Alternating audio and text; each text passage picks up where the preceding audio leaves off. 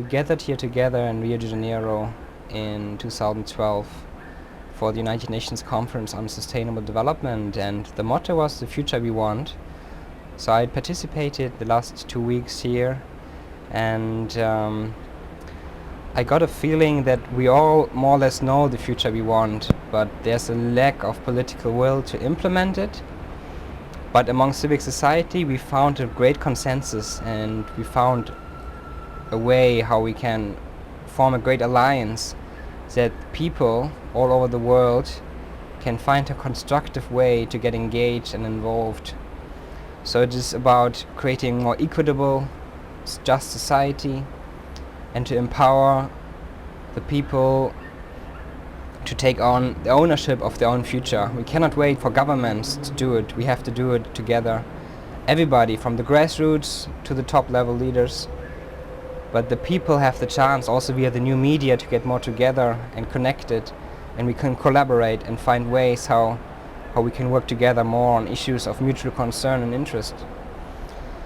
So Maurice Strong, actually, in one speech he mentioned, he was the person who was the head of the conference 92 in Rio, and he mentioned that we shouldn't wait for governments to do it, that he referred to Arab Spring and the Occupy movement, and he referred to Gandhi, and that we need a sort of a global people's movement.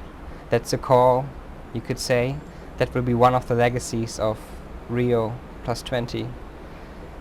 And there will be discussions amongst the various organizations and people involved from the 9 major groups, which for the first time in human history brought a lot of actors of civil society together.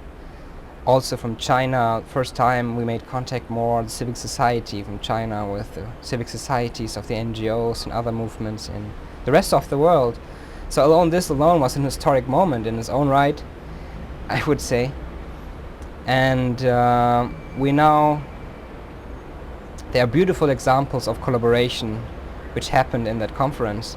And one of those where you can see a synergy, good people coming together, working for the common good, is a wonderful statement which was presented at their panel on the last day on Friday, where it is an interfaith statement, and statement which was presented at this panel of the World Council of Churches, which had various faith leaders discussing about the future we want from a spiritual, religious aspect.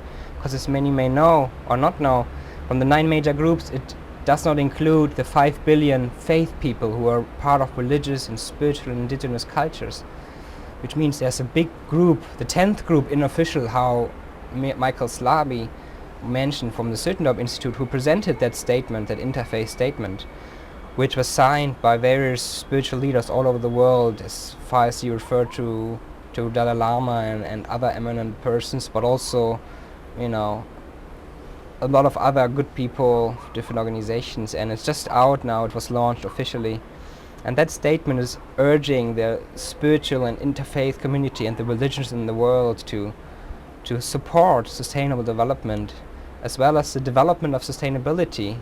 And the latter is especially the indigenous cultures can teach us a lot about that. They know a lot about this, and it's about efficient use of resources and using different consumption production patterns in relationship to how much waste we produce, and that the consumption and production is much more humbled in a way and much more what is really important in life.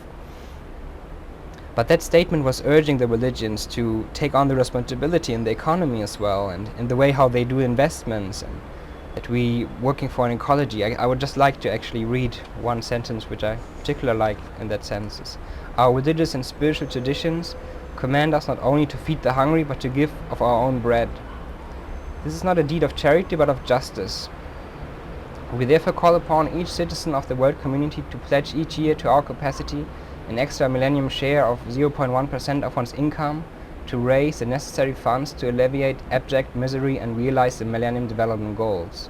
So these MDGs, the Millennium Development Goals, it is a project to alleviate poverty, extreme poverty, and many other ills of society nowadays.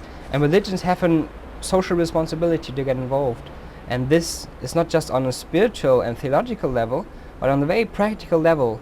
we're engaging in the world, with the world, to make it a better place. We want the future that way, that we live in harmony with nature, in harmony with God's creation, in harmony with our brothers and sisters, working with the governments and civic society and the UN system to create a civilization, a global civilization, which is based on the spiritual heritage of mankind, of our history, that we shall not forget where we come from, and that we have to all have to be stakeholders and trustees, trustees and custodians of the earth and our human family and our other members of the life community.